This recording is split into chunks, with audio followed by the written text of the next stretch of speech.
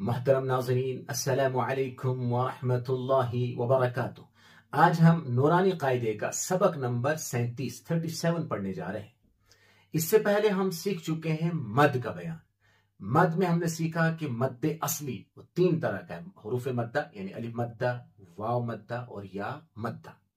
ये हम तफसील से पहले सीख चुके हैं। हमारी इससे पहले वाली वीडियोस यानी इससे पहले वाले असबाक अगर आप देखना चाहते हैं तो सबसे पहले यहाँ पर जो लाइक का बटन है इस पर क्लिक करेंगे और साथ में यहाँ ऊपर लिखा हुआ है हमारे चैनल का नाम अल किताब गाइड ऑफिशियल, इसे क्लिक करेंगे तो ये होम पेज आपके सामने खुलेगा।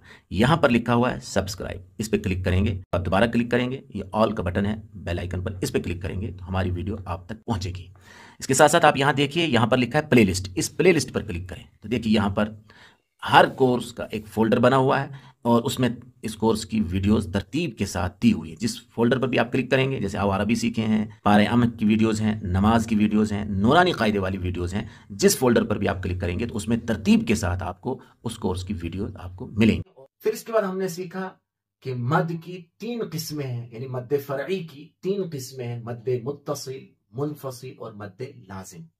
मद्दे मुत्तसिल यानी अलिफ मद्दा के बाद हमजा उसी कलमे में हो तो ये मद्दे मुत्तसिल होता है।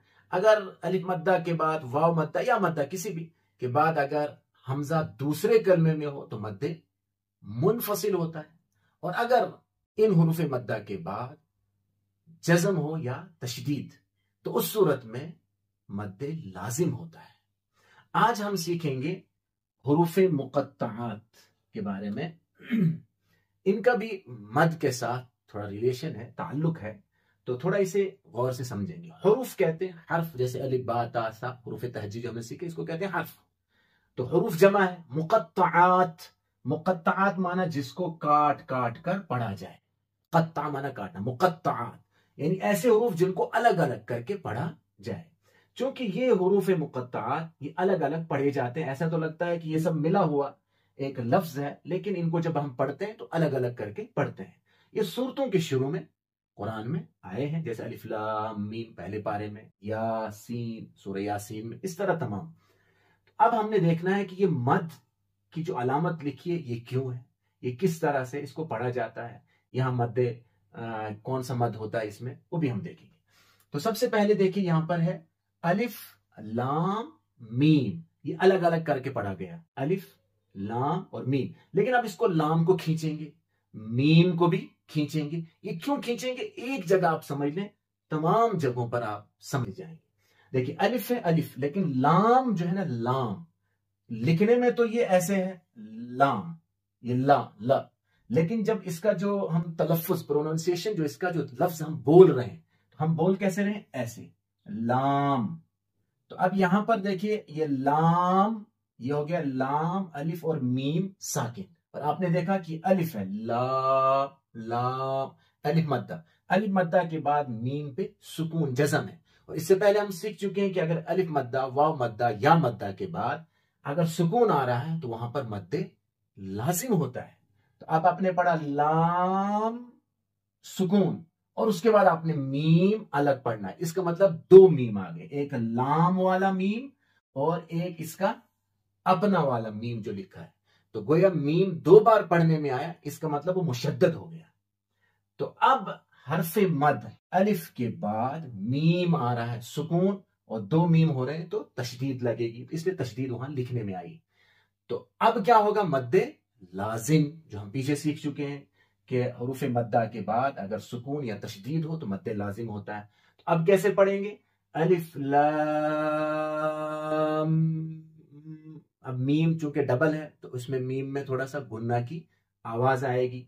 अब मीम में भी मद आएगा, क्योंकि मीम को भी आप क्या कर रहे हैं, खींच रहे हैं। मीम लिखने में ऐसे है, पढ़ने में इस तरह से है, लिखने में खाली मीम है। तो यहां पर मीम याजेर मी और फिर एंड पे ये मीम साकिन। तो या मद्दा के बाद मीम साकिन है जो हम पढ़ रहे हैं, मीम मीम।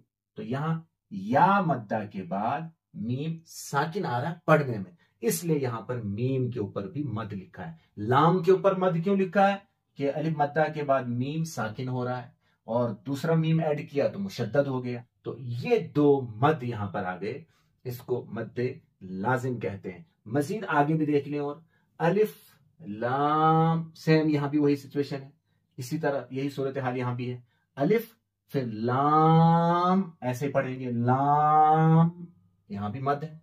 फिर मीम अलग से, तो मीम मुशद्दद भी हो गया और मद भी आ गया इसमें। और फिर सौद, यहां भी मद लाजिम। क्यों? लिखने में तो सौद ऐसे आया, लेकिन पढ़ने में कैसे आया? सौद। अब देखिए सौद कैसे पढ़ने में आया? सौद के बाद अलिफ है और अलिफ मद्दा के बाद क्या आ रहा है? दाल साकिन। हम रुक रहे हैं ना, सौद, तो पढ़ने में इस तरह से, लिखने में इस तरह। तो अलिफ मद्दा के बाद सुकून वाला हर्फ आ रहा है, तो वहां भी मद्दे लाजिम है, इसलिए इसमें भी मद हम खींचेंगे। पढ़ेंगे अलिफ लाम मीम सौद, तो मीम डबल पढ़ने में आया। इसी तरह आगे देखिए, यहां भी अलिफ लाम, यहां मद लिखा, लाम ऐसे पढ़ने में आ रहा है। लाम रा, देखिए रा सिंपल है, रा रा अलिफ जबर, रा रा खड़ा जबर, रा खड़ा जबर, अलिफ मद्दा के बराबर, तो एक ही अलिफ खींचेंगे इसको। मजीद देखिए हर जगह यही, जो एक जगह मैंने उसूल बताया, कायदा बताया कि ये लिखने में तो इस तरह आ रहा है, पढ़ने में इस तरह आ रहा है। जब हम पढ़ रहे हैं तो वहां मद बन रहा है, यानी अलिफ मद्दा बन रहा है या मद्दा, और अलिफ मद्दा और या मद्दा के बाद वाला हर्फ साकिन आ रहा है, तो उस सुकून के आने की वजह से वहां मद्दे लाजिम हो जाता है। अब देखिए यहां भी सेम वही है, काफ। अब यहां भी देखिए काफ कैसे पढ़ रहे हैं हम, काफ यहां कैसे पढ़ रहे हैं? असल में तो लिखा है ये ऐसे काफ, लेकिन जब इसको पढ़ रहे हैं हम तो इसकी आवाज ऐसे है, काफ।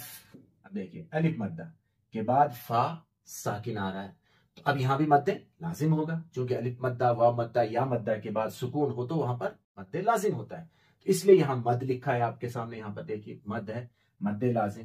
काफ हा या, तो हा या में सिर्फ एक ही मद होगा, यानी मद ये असली है, खड़ा जबर जो है वो अलिफ मद्दा के बराबर है, तो एक अलिफ खींचेंगे इसको, हा या। लेकिन फिर देखिए आइन सौद, इनमें भी मद्दे लाजिम।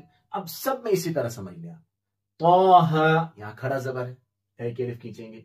फिर इसके बाद देखिए तो सीन, यहां भी सीन में भी मद है, मद्दे लाजिम है, क्योंकि सीन या मद्दा के बाद नून साकिन है, ऐसे सीन, ये सीन या मद्दा के बाद नून साकिन। और फिर उसके बाद है मीम, मीम, ये मीम। अब लेकिन जब पढ़ेंगे तो सीन या नून साकिन के बाद जब मीम आता है तो उस सूरत में नून को मीम में बदल देते हैं, तो इसलिए यहां पर पढ़ेंगे अब तो सीम मीम, तो इन सब में मद्दे लाजिम हुआ। ऐसे ही देखिए तो सीन, सीन वही सेम, यासीन सौद हामीम मीम, यहां भी या मद्दा के बाद मीम साकिन मद्दे लाजिम।